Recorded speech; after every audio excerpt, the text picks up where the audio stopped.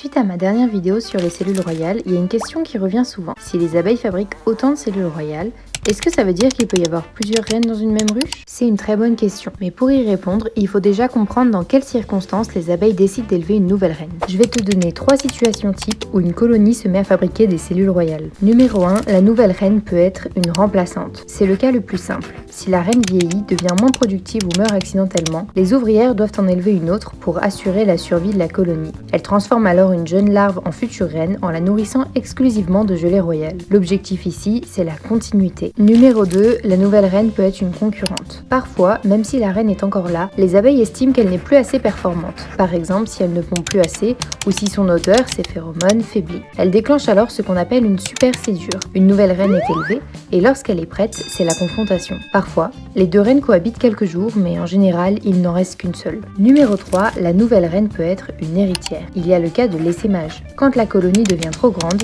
elle prépare une nouvelle reine pour qu'elle prenne le relais, pendant que l'ancienne s'en va avec une partie des abeilles fonder une nouvelle ruche. Ici, il ne s'agit pas de remplacer la reine, mais de diviser la colonie pour assurer sa reproduction à grande échelle.